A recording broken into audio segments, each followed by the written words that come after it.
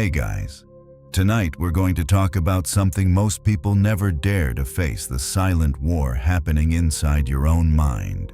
Every day, without realizing it, you wake up and step into a battlefield. Notifications explode before you've even had breakfast. The world's noise pours into your head, pulling you in 1,000 directions. And the scariest part, you don't even notice you've lost the fight before the day has begun. Let me give you 3 images to hold on to as we start tonight's journey. First, picture yourself on a stage. Bright lights, faceless crowd, and every move you make is being judged. You're exhausted, but you keep performing, waiting for applause that never comes. That's modern life. Second, imagine carrying a backpack filled with bricks. Every criticism, every headline, every comparison, another brick. You stumble through your day, weighted down, yet those bricks were never yours to carry. And third, see yourself as a mountain. Storms crash, winds howl, people scream below. But the mountain does not move. The mountain watches.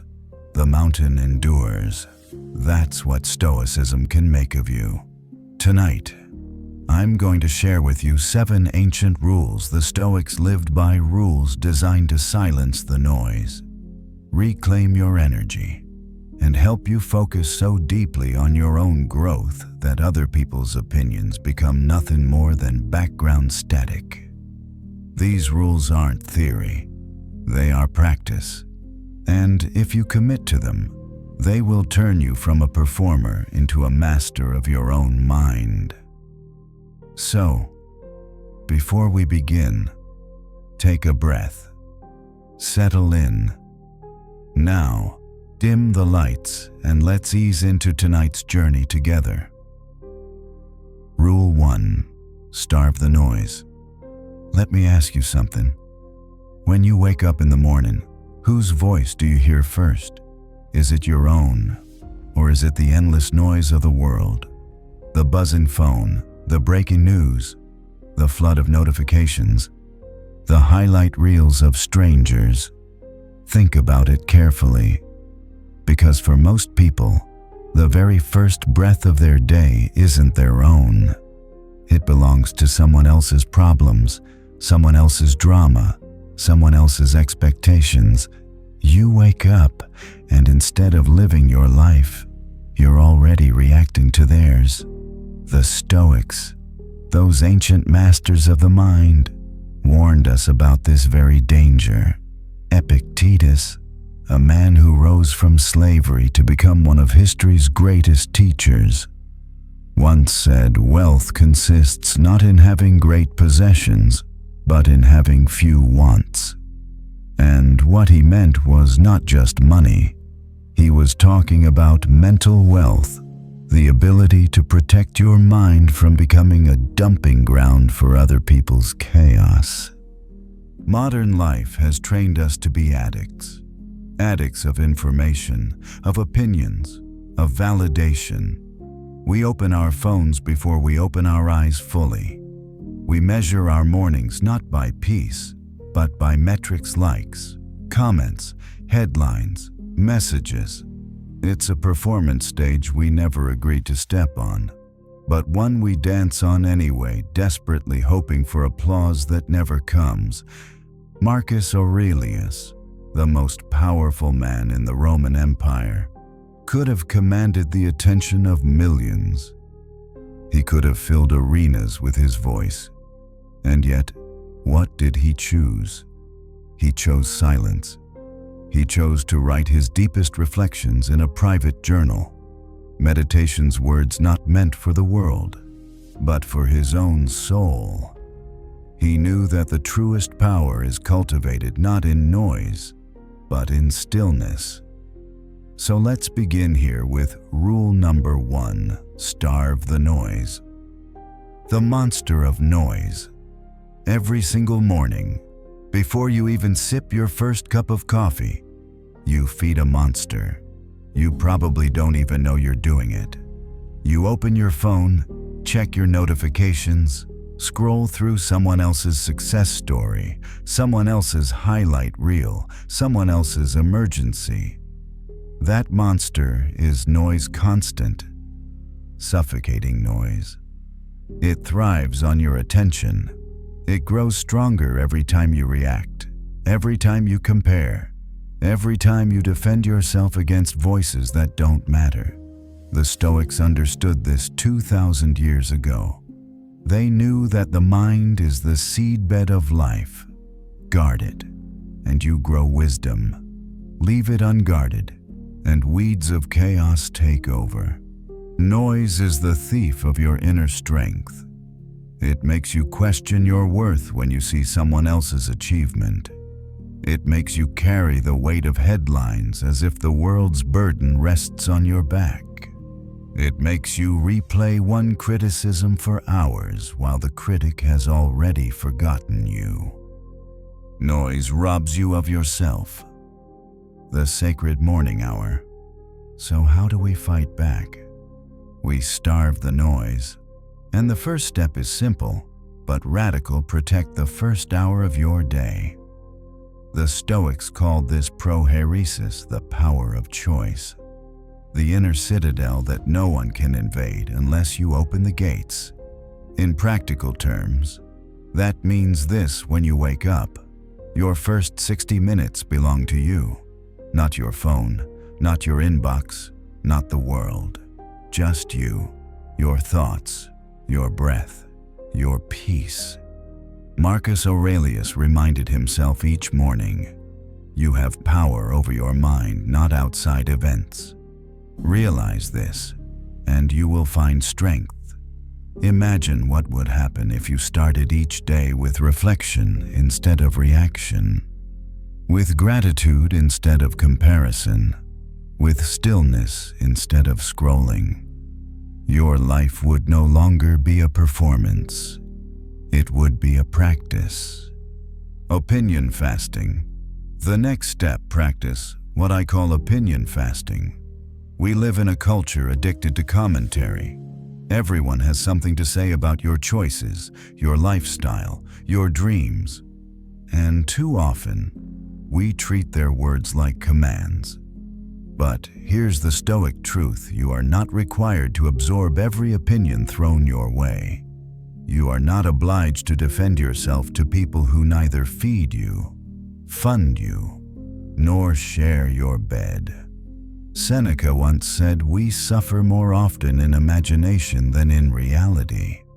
Most of your suffering comes not from what people say, but from your own replay of their words inside your mind. So here's the technique: let opinions pass through you like water through a screen. Smile, nod, and let them go. Defend nothing, explain nothing. Live your truth in silence.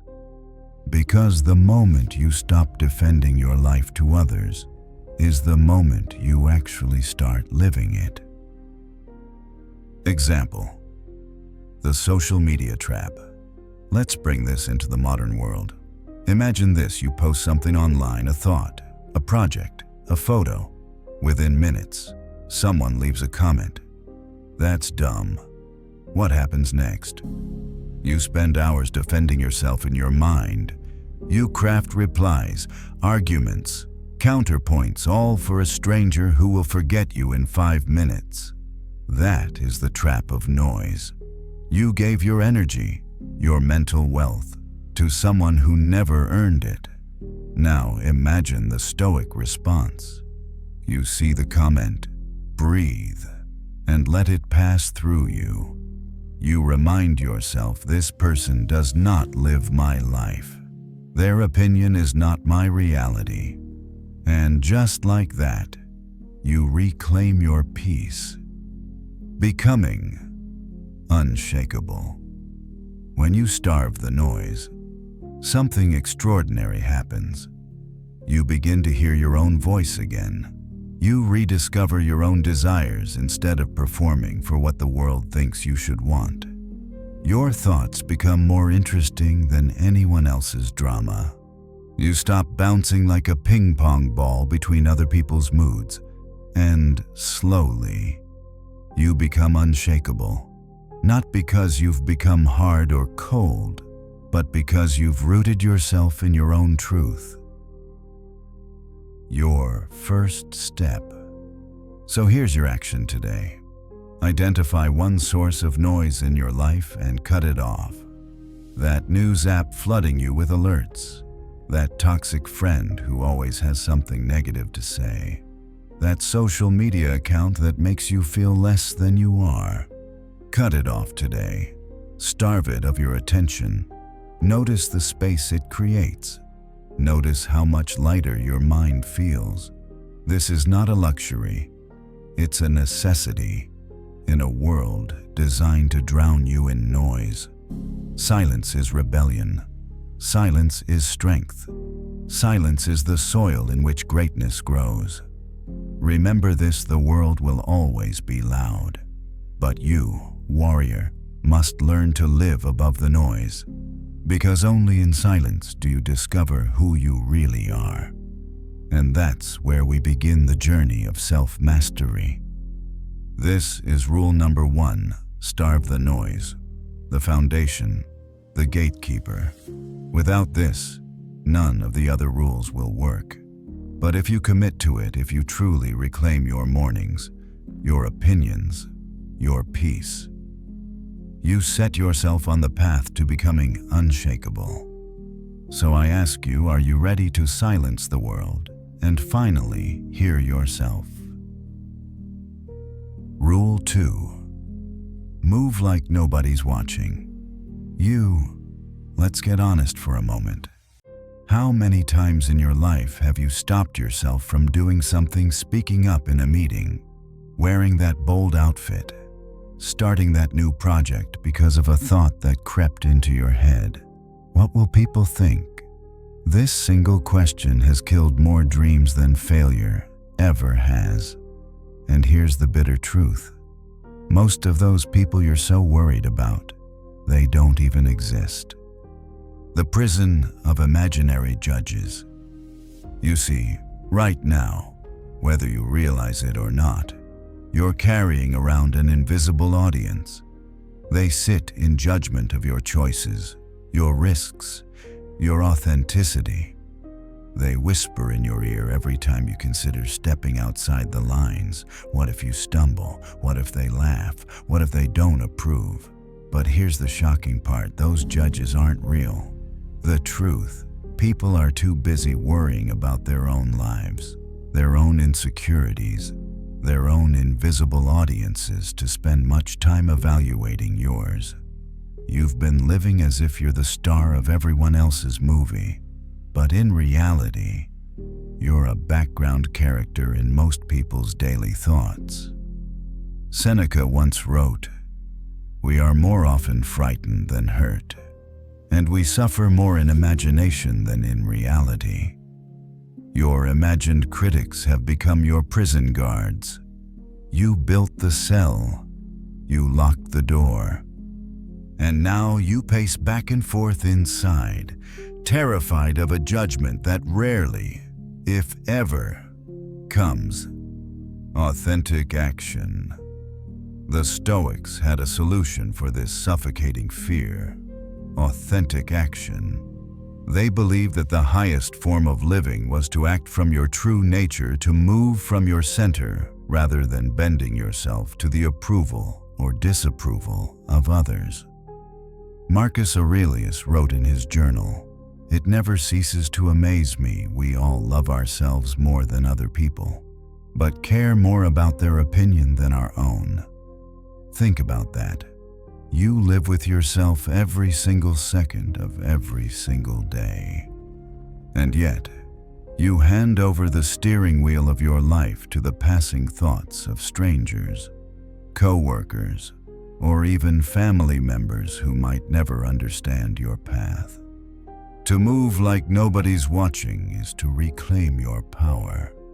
It is to say, "I will act from my values, not from my fears."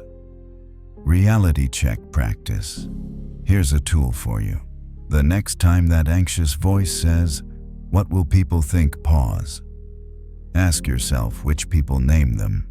Who exactly are these judges? Can you even list 3? Most of the time, you can't, because these judges aren't real. They're ghosts of society, shadows of your own insecurities. And when you see that, the illusion collapses. You realize you've been bowing down to phantoms. Example: the fear of starting. Let me give you a modern picture. Imagine someone wants to start a YouTube channel, a business, or even post their first painting online. They freeze not because they lack talent or drive, but because they imagine dozens of invisible critics waiting to mock them. But here's the Stoic twist. Those critics are busy worrying about their own YouTube channels, their own businesses, their own paintings. The moment you realize this, you're free. Free to start small. Free to make mistakes. Free to be authentic without apology. The authentic action test. So here's another practice before making any decision. Ask yourself, am I doing this from my center, or am I doing this to manage someone else's reaction? If it's the latter, pause, redirect, course correct. This test will change your life, because when you start making decisions from authenticity, your actions gain a kind of magnetic force. People can feel it. They may not always understand it, but they can't deny it. Authenticity is contagious. It gives others permission to do the same. But here's where it gets even deeper. The harshest critic isn't other people at all. It's you. You've internalized so many voices, parents, teachers, society, that you can't distinguish your true desires from borrowed fears. You've become both the prisoner and the prison guard. Epictetus taught, if you want to improve, be content to be thought foolish and stupid. Why? Because until you accept that others might misunderstand you, laugh at you, or think you're strange, you'll never live authentically. You'll never break free from your self-imposed cell. Small acts of authenticity. So how do you break free? You start small. Speak up in a meeting when you'd normally stay silent. Wear the clothes that make you feel alive, even if they're not your usual style. Enroll in that class you've been considering, even if your friends don't get it. Each small act of authenticity builds courage, and courage compounds. Soon, you find yourself making bolder moves, quitting the job that drains you, launching the project that excites you, living a life that reflects your values, not the expectations of invisible judges. Example: the performer versus the free. Look around. How many people live their lives like performers on a stage, constantly checking for approval, every decision weighed by likes or social validation? And how rare, how magnetic are the people who move freely, unbothered by opinion, centered in their own truth? Think about the last time you saw someone truly authentic. Didn't it feel refreshing, inspiring? That's the paradox. When you stop living for the crowd, the right people actually start noticing you. And here's your declaration today. I live my life from my authentic center. Write it, speak it, believe it. Because this isn't just a phrase, it's your emancipation proclamation. It's the moment you stop being a prisoner of imaginary judges and start being the author of your own story. The most tragic thing would be to reach the end of your life and realize you never truly lived it because you spent your entire existence performing for an audience that wasn't even paying attention. When you move like nobody's watching, you become magnetic, not because you're trying to impress anyone, but because you're not. People sense your freedom. They feel your groundedness. They want to taste that same liberation for themselves. Yes, some may judge, some may criticize. Perfect. Their discomfort with your authenticity is their mirror to face, not your burden to carry. Remember this, your life is not a performance. It's a practice.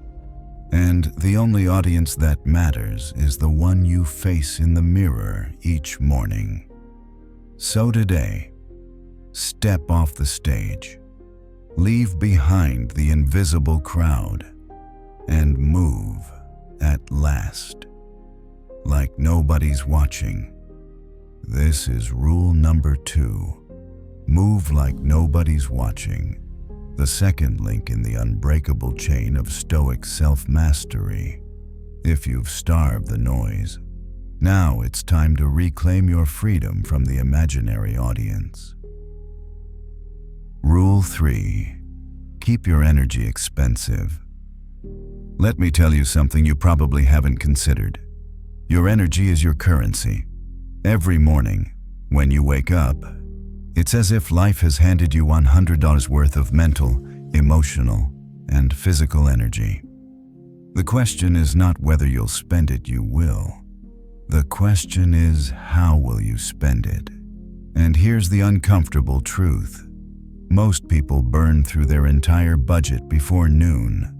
They spend it on gossip, on meaningless scrolling, on defending themselves against opinions that don't matter, on arguments that go nowhere, on people who only take but never give. And by the time the day is done, they wonder why they feel so drained, so empty, so resentful. Marcus Aurelius, Emperor of Rome, could have scattered his attention across an entire empire, but instead, he wrote this in his Meditations: confine yourself to the present. Not because the past or the future don't matter, but because the more you scatter your energy across time, space, and other people's problems, the less you have to actually live your own life. The Stoics knew what too many of us forget. Energy management is life management. The leak in your soul. Think about this. Imagine carrying a bucket filled with water, except there's a tiny leak at the bottom. Drop by drop, hour by hour, it empties out. That's what happens to your energy when you let everything and everyone siphon it away. A text from someone who always complains but never changes. An argument on the internet with someone you'll never meet. A yes to a commitment you had no desire to accept. Another hour wasted scrolling through lives that aren't yours.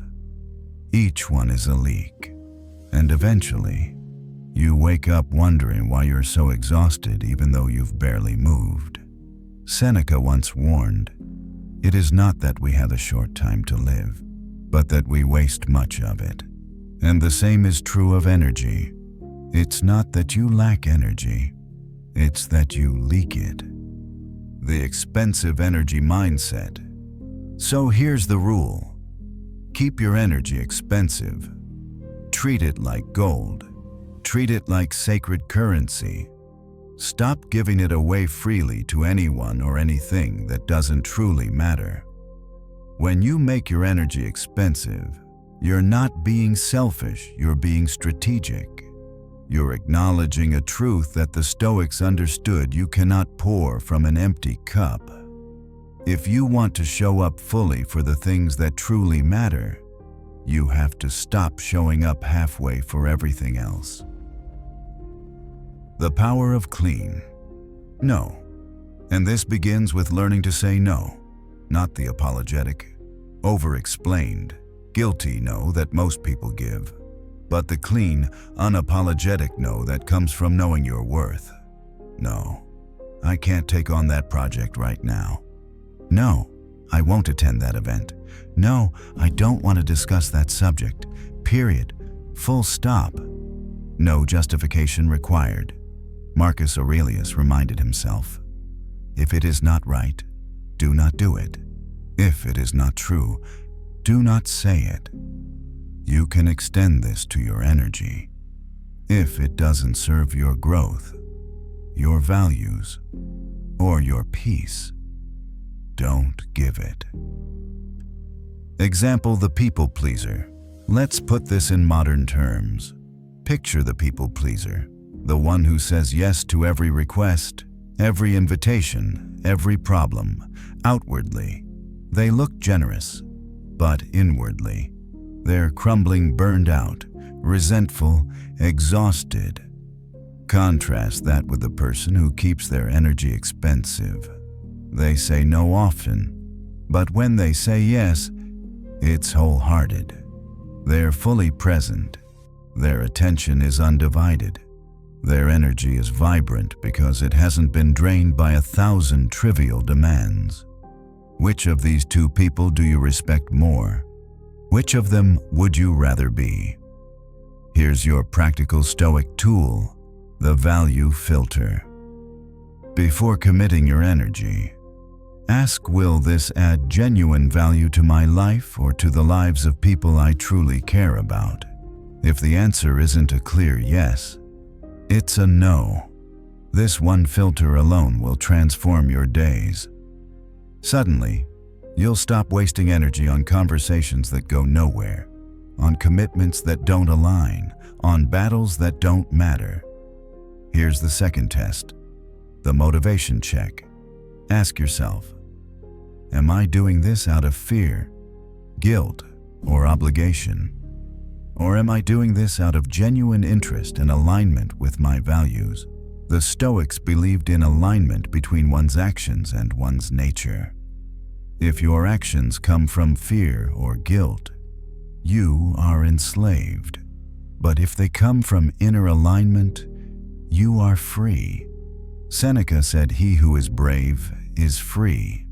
And bravery here means daring to say no when the world expects yes. And here's the third filter, the opportunity cost question. Is this the best use of my energy right now? Or am I just filling time? Every choice has a cost. Every hour spent on the trivial is an hour stolen from the meaningful. Imagine your life as a portfolio. Are you investing in growth, or are you burning through your capital on junk bonds? How the world responds. Here's the fascinating thing. When you start treating your energy as precious, the world responds. When you're not always available, your availability becomes valuable. When you don't engage with every drama, your voice carries more weight. When you choose your battles carefully, your support becomes impactful. People start respecting your energy because you respect it yourself. The Stoic model. Think of Marcus Aurelius. Despite being emperor, he wasn't constantly available to everyone. He withdrew into himself to write, to reflect, to preserve his energy for the matters that truly demanded it.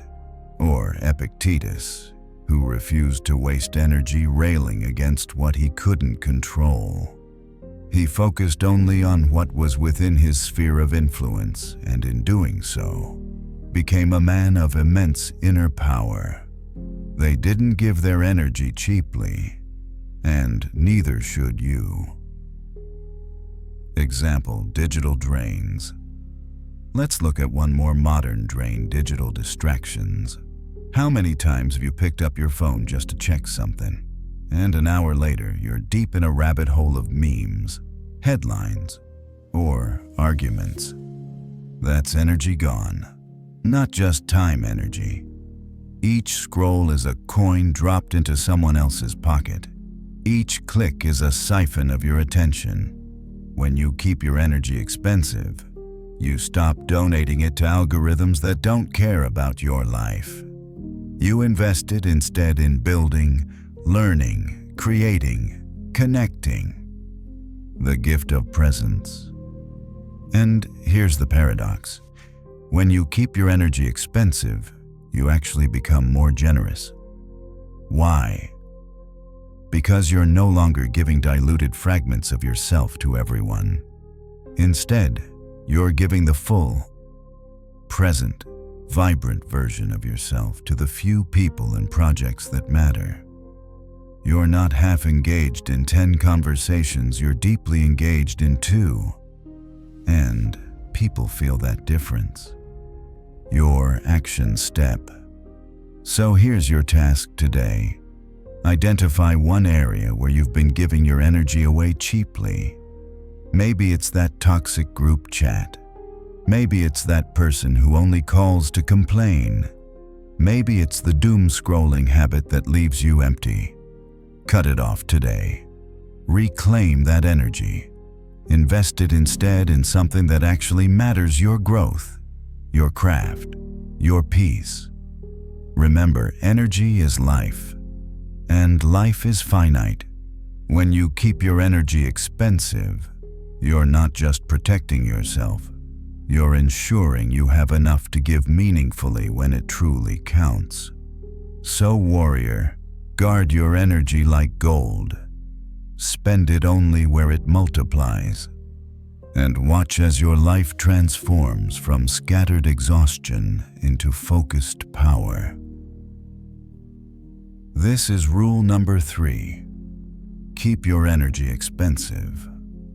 The third link in the unbreakable chain of Stoic self-mastery. You've starved the noise. You've stepped off the stage of imaginary judges.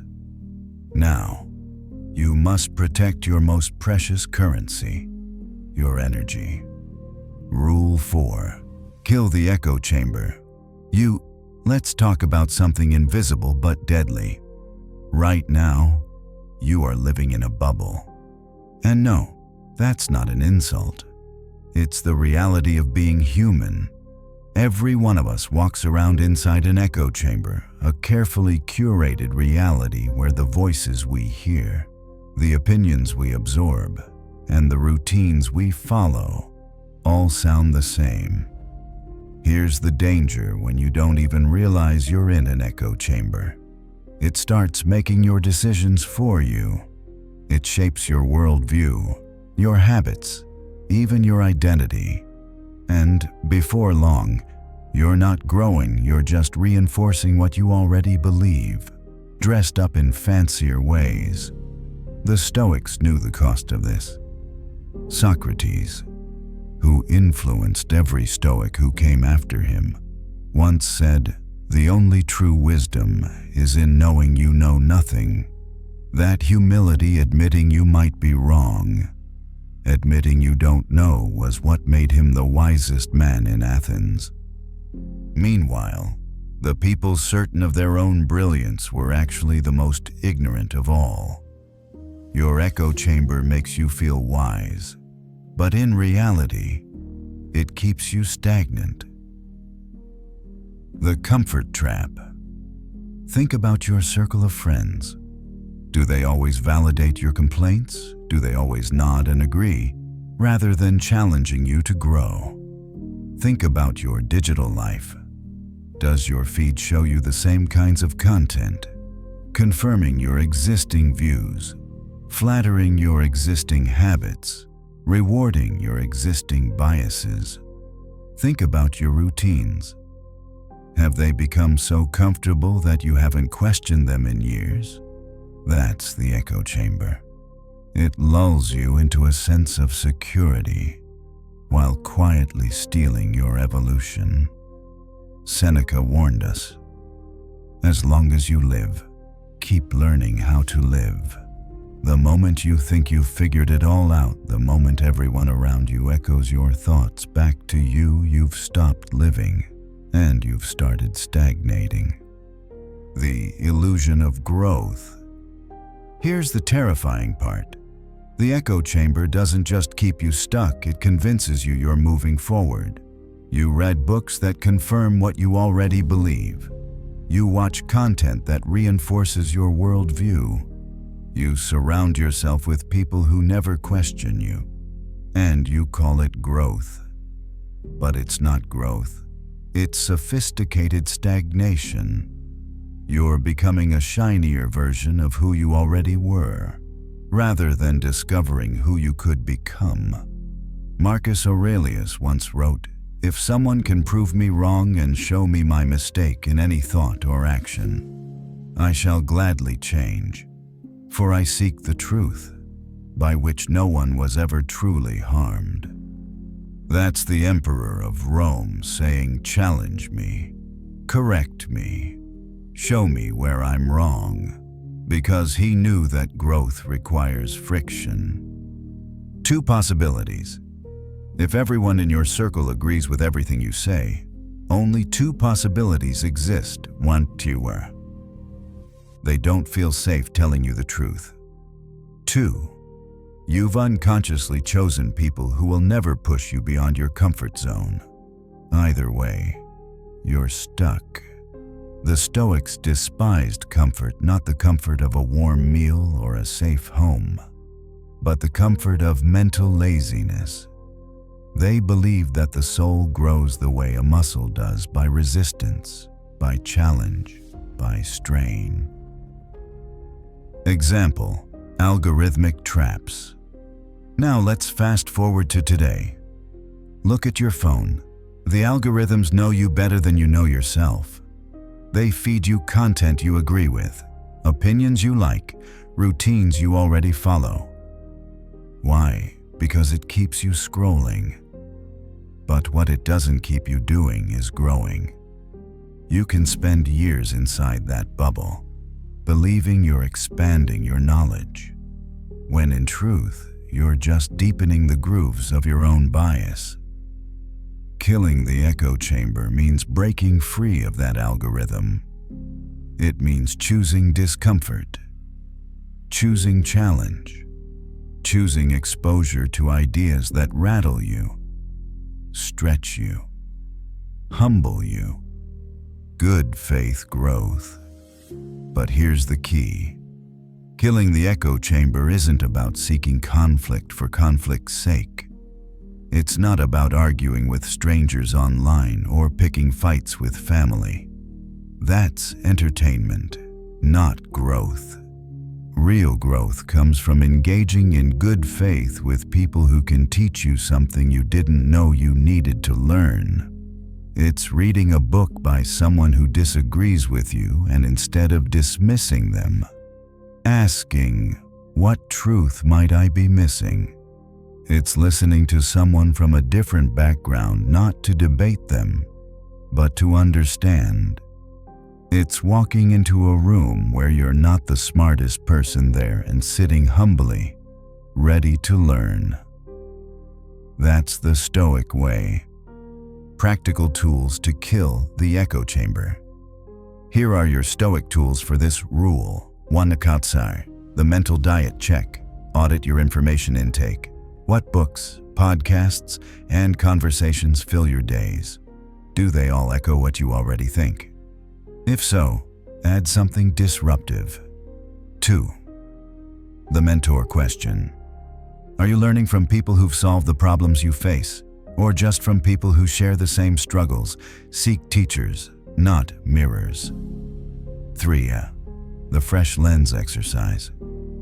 Ask yourself, what would someone who already achieved what I want think about this situation? Then act from that perspective.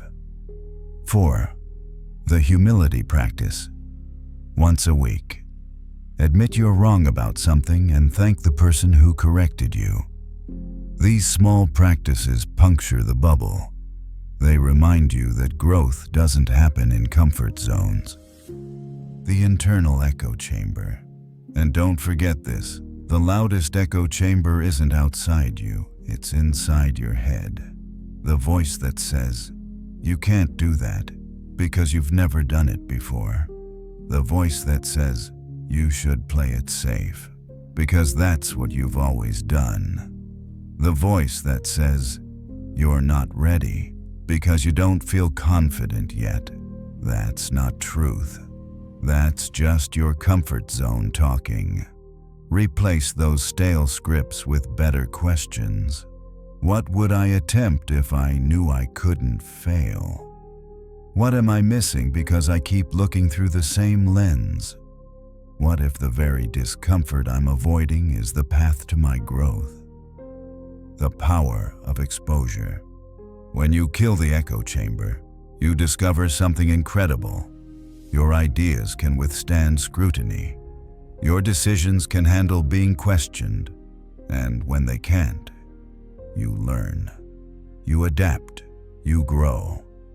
The Stoics believed the world needed people who could see reality from multiple angles, who could bridge perspectives, who could think independently. But you cannot become that person while living in a bubble that only reflects your own face back at you. Example: the reinventors. Look at the most successful people you admire, the entrepreneurs, the artists, the leaders. Notice something. They didn't surround themselves with yes men. They sought mentors who challenged them. They read outside their comfort zone. They exposed themselves to environments where they were the least experienced. That's why they evolved. That's why they transcended. If they had stayed in their echo chamber, they'd still be where they started. So here's your step today. Identify one source of intellectual comfort you need to challenge. Add a book to your list by someone who thinks differently. Have a genuine conversation with someone from a different worldview. Question one assumption you've never dared to examine. Do this, and you will feel the discomfort, but you'll also feel the growth. The echo chamber is seductive. It feels safe. It feels affirming. But it's a coffin lined with pillows. Comfortable, yes, but it suffocates your potential. Remember Socrates' wisdom. The only true wisdom is in knowing you know nothing. Embrace that humility. Let it crack the bubble around you, because only then can you step into the vastness of who you're meant to become. This is rule number 4, kill the echo chamber. The fourth link in the unbreakable chain of Stoic self-mastery. After starving the noise, moving like nobody's watching, and keeping your energy expensive, you must now destroy the illusions that trap your growth. Rule 5. Watch, don't react. Warriors, I want you to imagine a simple scene. You're driving home. Someone cuts you off in traffic before your mind has even caught up. Your body has already reacted, horn blaring, blood boiling, words spilling out you wouldn't want your grandmother to hear. Or picture this. Your boss sends you a passive-aggressive email. Before you've even thought it through, your fingers are flying across the keyboard, firing back a response you'll later regret. Sound familiar? Of course it does, because most of us live our lives as one long chain of reactions. Reaction to news, reaction to gossip, reaction to criticism, reaction to weather, traffic, moods, strangers, memories of things that happened years ago. But here's the Stoic truth. A life of constant reaction is not a life you control. The space between. Epictetus, who knew more about suffering than most, born a slave, crippled in body but unbreakable in mind, once taught, it's not what happens to you, but how you react to it that matters. The Stoics understood something we've forgotten between every stimulus and every response. There is a space, a sacred pause, and within that pause lies your freedom. When you react instantly, you surrender that space. You let the world dictate your emotions, your choices, your very life. But when you watch instead, when you observe without immediately reacting, you reclaim your sovereignty. Reaction versus response. There's a difference the Stoics made. Clear reaction comes from your wounds. Response comes from your wisdom. Reaction sees only the moment. Response sees the bigger picture. Reaction asks, how do I make this pain stop right now? Response asks, what outcome do I truly want here? When you live in reaction, you are a puppet of circumstance. When you live in response, you are the author of your fate. Example: the online comment. Let's bring this into the modern world. You post something online. Someone leaves a cruel comment. Reaction: you snap back. You argue. You let your mood spiral for hours. Response: you pause. You breathe.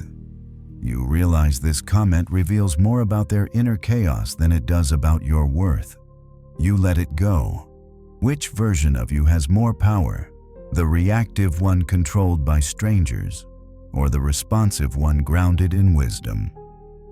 Marcus Aurelius wrote in his journal, "Choose not to be harmed, and you won't feel harmed. Don't feel harmed, and you haven't been. The insult isn't the harm. Your reaction is the trigger trap." Here's something important. The intensity of your reactions often has little to do with what just happened, and everything to do with what's already inside you. That harsh comment from a friend. It stung because you were already insecure about that topic. That traffic jam. It enraged you because you were already stressed and late. That canceled plan. It hurt because you were already feeling unappreciated. The trigger was just the match. The fire was already there. When you learn to watch instead of react, you begin to see these patterns. You realize, oh, I'm not really angry at this person. I'm angry at myself. I'm not really upset about this delay. I'm upset that I didn't plan ahead. Watching reveals the truth, and the truth is what sets you free. The practice of watching. So how do you master this? Here are the Stoic practices. 1. The pause. When you feel the surge of reaction, whether it's anger, defensiveness, or even excitement, pause. Take 3 conscious breaths before responding. 2. The question. Ask yourself, what outcome do I actually want here? Then ask, will my response bring me closer to that outcome or further away? 3. The filter. Before reacting, test the thought, is this true? Does it matter? Is it worth my energy? 4. The curiosity lens. Instead of judging your emotions, get curious about them. Say to yourself, interesting. I'm having a strong reaction right now. Why is that? What's the deeper story here? This is watching. Not passive, not detached, but intentional. Example: the heated argument. Think of the last time you got into a heated argument. Chances are, your reaction created the very outcome you feared. You wanted understanding, but your reaction only created more misunderstanding. You wanted peace, but your reaction escalated the conflict. Now imagine if you had watched instead, observed your emotion rising, paused, chosen your words with intention. Maybe you would have walked away. Maybe you would have asked a question instead of launching an attack. That's not weakness, that's strength. Seneca once said, "The greatest remedy for anger is delay." Watching creates that delay, and in that delay, wisdom blooms. Picture a mountain. The mountain feels the storms. Rain, wind, lightning, they all come. But the mountain does not react. It watches, it endures, it remains unmoved. That's the power of watching. Other people's chaos no longer becomes your chaos. Their urgency doesn't become your emergency. Their bad day doesn't poison your good mood. You become like the mountain, aware of the weather, but not controlled by it. The cost of reaction. Here's the reality: every reaction has a cost. The angry text that damaged a friendship, the impulsive purchase that wrecked your finances, the heated words that scarred a relationship, the outburst that ruined an opportunity. All because you reacted instead of watched. The Stoics knew this. That's why they trained themselves to create space between feeling and action. They knew that one hasty reaction can undo years of progress. So here's your step today. The next time you feel that familiar surge, the heat rising in your chest, the defensiveness tightening in your jaw, watch. Notice where you feel it in your body. Notice the thoughts racing through your mind, but don't act on them. Let them pass through like clouds drifting across the sky. Then, from that space of awareness, choose your response. Do this once, then twice, then 100 times. And one day, you'll notice something remarkable. The things that used to trigger you no longer hold the same power. That's when you'll know you've stopped being a puppet, and you've started becoming a master. Remember this: the people who appear unshakable are not those who never feel anger, hurt, or fear. They are the ones who feel it fully, but refuse to let those emotions make their decisions for them. Reaction is slavery. Response is freedom. Watching is the bridge between the two. So, warrior, stop being the puppet of circumstance. Become the mountain. Observe, pause, watch, and then choose. Always choose your response with wisdom. This is rule number 5. Watch. Don't react. The 5th link in the unbreakable chain of Stoic self-mastery. You've starved the noise, stepped off the stage, kept your energy expensive, and shattered your echo chamber. Now, you learn the art of watching, of reclaiming your power in the space between stimulus and response. Rule 6. Turn your back on clout. Let me expose to you the most seductive addiction of our time. It's not something you inject. It's not something you smoke. It's something you scroll. It's something you refresh. It's something you measure in likes, comments, shares, and followers. It's called clout. And right now, this addiction is destroying more dreams than any substance ever could. The seduction of clout. Clout whispers to you, look important, look successful, look wise, look disciplined. It gives you the rush of accomplishment without the sweat of actual work. You post about your goals, and people applaud as if setting the goal was the same as achieving it.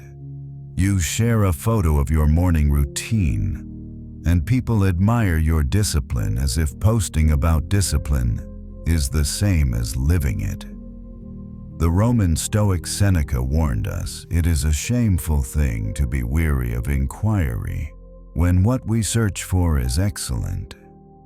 He meant this to chase the appearance of excellence, rather than excellence itself, is to lose the plot entirely. And that's what clout does. It trades the real thing for the performance of the thing. The trap of performance. Look around. Entrepreneurs who spend more time curating their personal brand than building their actual business. Artists who create content about their art instead of creating their art. Fitness enthusiasts who spend longer posing in the gym mirror than actually training. They don't even realize what's happening. They've swapped substance for performance, growth for appearances, progress for validation, And here's the trap: clout feels good. The dopamine hit of a like, the thrill of a share, the ego boost of attention. It convinces you that you're moving forward, when in reality you're standing still, stuck in the loop of performing life instead of living it. The rigged game. And if that weren't enough, here's the cruelest part. Clout is a rigged game. The platforms decide what gets seen. The algorithms decide what gets rewarded. The crowd decides what gets celebrated. So you spend your life bending to the whims of systems and strangers who don't know your goals, your values, or your definition of success. You surrender your scoreboard to people who don't even care about the game you're playing. Marcus Aurelius reminded himself, "It never ceases to amaze me we all love ourselves more than other people, but care more about their opinion than our own." And here we are, 2,000 years later, doing the exact same thing, basing our worth on strangers' approval instead of on our own inner compass. So what's the Stoic alternative? It's simple: turn your back on clout, reclaim your scoreboard, measure your success by the only metrics that matter: your effort, your growth, your integrity, your discipline. Not likes, not comments, not followers. The Stoics didn't seek applause. They sought alignment. They sought excellence. They sought virtue. Epictetus said it bluntly: "If you want to improve, be content to be thought foolish and stupid." In other words, stop chasing the appearance of success and start doing the hard, silent work of actually becoming successful. Example: the hidden builder. Consider this. Somewhere right now, there's a person quietly building a business. They're not posting every step. They're not broadcasting every win. They're not curating an image. They're just building in silence, in focus, in truth. And one day, they'll emerge stronger, wealthier, more disciplined, more free. And everyone will ask, where did they come from? They didn't come from nowhere. They came from silence. They came from substance. They came from turning their back on clout. The cost of broadcasting. Here's another danger most people never realize. Every time you broadcast your goals, your brain rewards you with a feeling of accomplishment before you've even done the work. It tricks you. That little hit of validation becomes a substitute for progress. Every time you explain your process, you leak motivation. Every time you seek approval, you dilute your drive. Every time you document the journey for applause, you weaken the very transformation you're trying to build. Clout doesn't just waste your time, it steals your fire. The Stoic model of silence. Marcus Aurelius wrote some of history's most powerful words in a private journal. He never meant for them to be published. He wasn't chasing clout. He was chasing truth. Seneca practiced voluntary poverty not for applause, but to strengthen his resilience. Epictetus taught his students daily not for fame, but for freedom. They understood this: the work matters more than the performance. The growth matters more than the image. The virtue matters more than the validation. Here's the liberating truth: you are more interesting when you're not trying to be interesting. You are more successful when you're not performing success. You are more confident when you're not chasing confidence from others. When you turn your back on clout, you redirect all that energy into becoming the person you've been pretending to be. Practical steps to turn away from clout. Here are your tools. 1. The private victory. Build something in silence. Read a book without posting about it. Work out without filming it. Learn a skill without announcing it. Keep the victory private and feel the power of growth that needs no witness. 2. The scoreboard reset. Redefine success by your own standards. Did you stick to your discipline today? Did you show up fully? Did you act with integrity? That's your scoreboard. 3. The silence challenge. Pick one area of your life where you've been chasing clout. For 30 days, build in silence. Share nothing. Seek no validation. Let the results, in time, speak louder than any post ever could. Example: the two athletes. Imagine two athletes. One posts their training daily, obsessed with angles, captions, and engagement. The other trains in silence, obsessed with progress, discipline, and craft. Which one do you think will stand on the podium 5 years from now?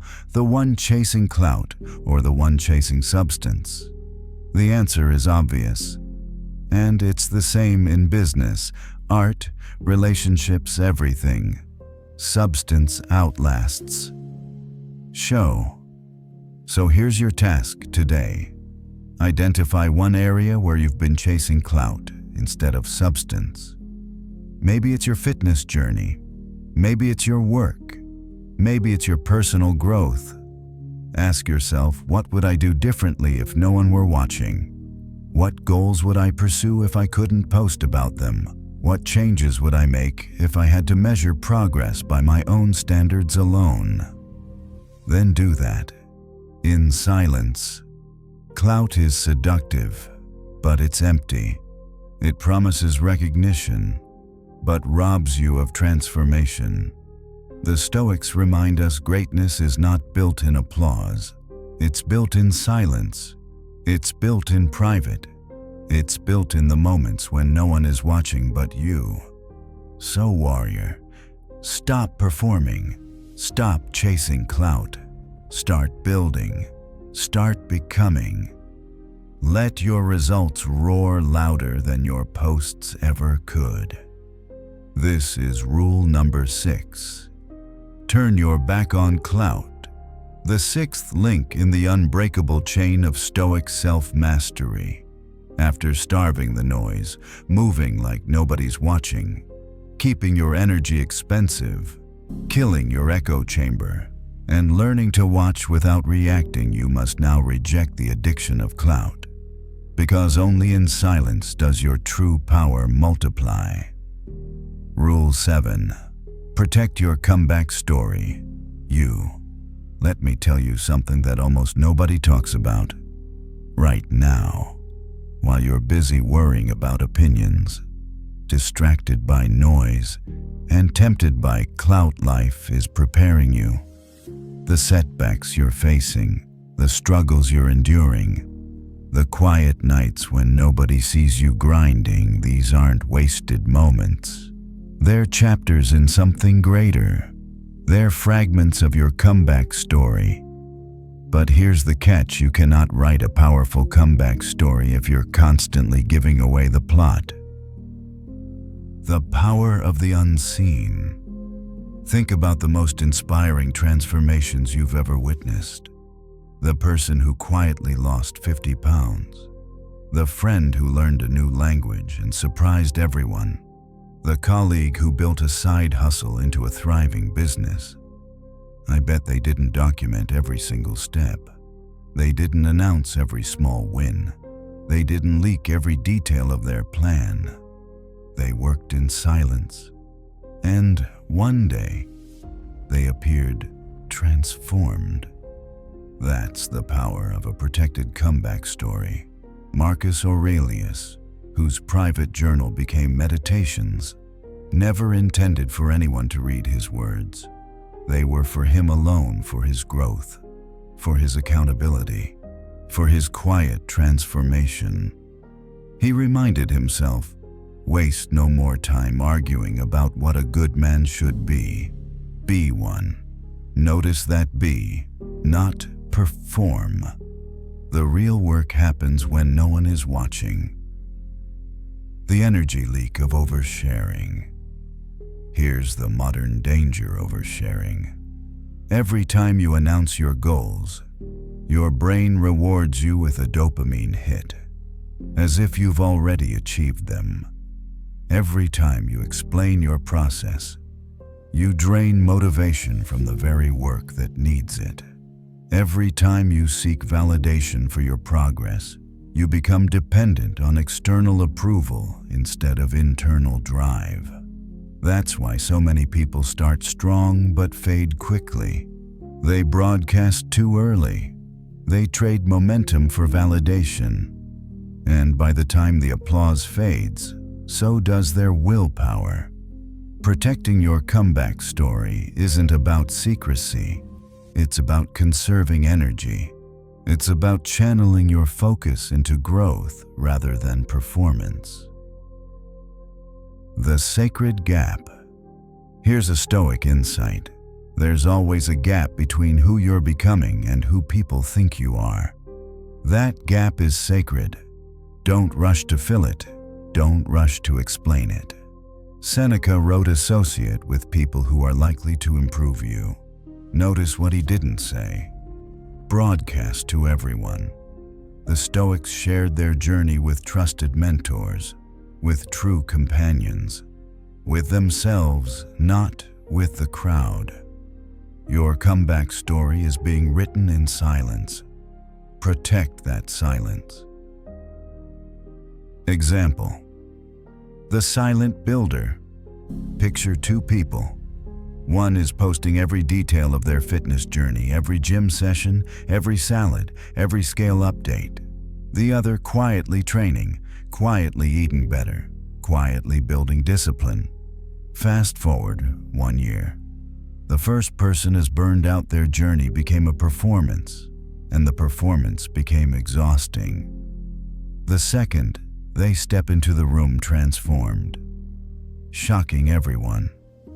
Who's more powerful, the one who broadcast or the one who built? The answer is clear. Protect the silence, and the silence will protect your growth.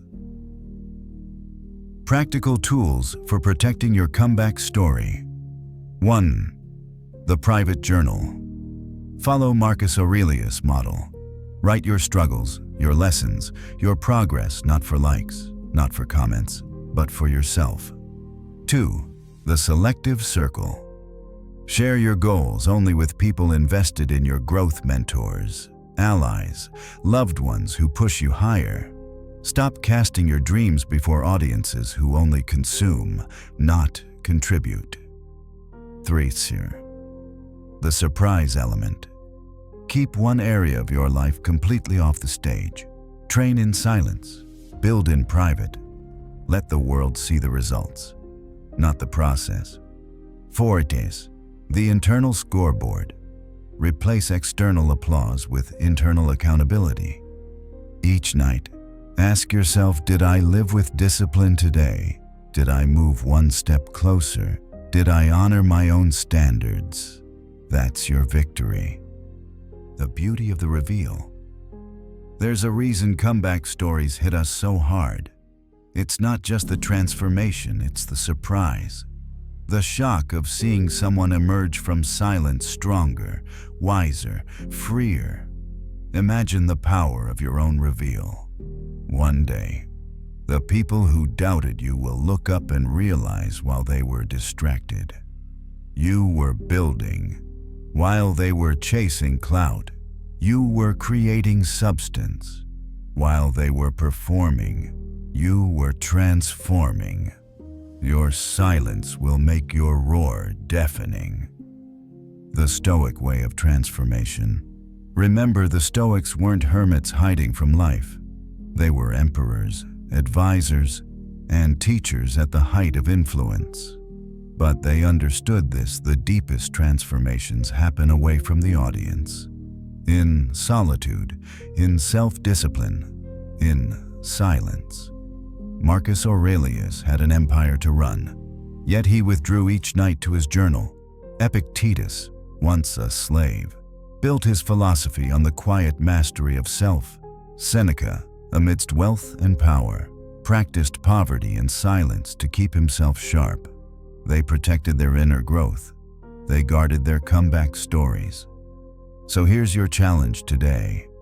Choose one area of your life, your health, your craft, your discipline, and vow to build it in silence. Stop announcing, stop explaining, stop performing. Protect the story. Let the results be your announcement. When the time is right, you won't need to tell the world. The world will see it. The world is noisy. Everyone is shouting, performing, broadcasting, but you will be different. You will build quietly. You will transform privately. You will protect your comeback story until it's ready to roar. And when that moment comes, it won't just be about proving others wrong. It will be about proving yourself right. It will be about looking in the mirror and saying, I stayed the course. I built in silence. And now I have become the person I always knew I could be. Remember this. The world doesn't need to see your process. The world needs to feel your presence when you arrive. So protect your comeback story. Guard it with everything you have. Because your silence today will become your thunder tomorrow. This is rule number 7. Protect your comeback story. The final link in the unbreakable chain of Stoic self-mastery. You've starved the noise, moved like nobody's watching, kept your energy expensive, killed your echo chamber, learned to watch without reacting, and turned your back on clout. Now, you protect the most sacred thing of all, your comeback story. And when you do, your life will not just change, it will shock the world. And so, we arrive at the quiet end of tonight's path. You've walked through the noise, the shadows, the temptations of the crowd, and you've uncovered the 7 rules that lead not outward, but inward, back to yourself. Remember, your strength does not need applause. Your progress does not need an audience. The mountain does not rise to be seen. It rises because that is its nature. And you, too, can rise in silence, steady, unshakable, free. As you step back into your own life, carry this truth gently. You are not here to perform. You are here to become. The world may clamor for your attention, but you hold the choice. Guard it, protect it. Let your actions whisper louder than any words ever could. And if tonight's journey stirred something within you, if it reminded you of who you are and who you're becoming, leave a trace of that commitment. Write it in the comments. Share this video with someone who walks a similar path. Or simply whisper it to yourself, I choose silence over noise. And if you'd like more journeys like this, more moments of stillness, more reminders of the ancient strength already within you, then stay close. Subscribe channel, return, and walk with us again. Now, breathe deep, fade gently, and rest in silence. Good night. Sweet dreams.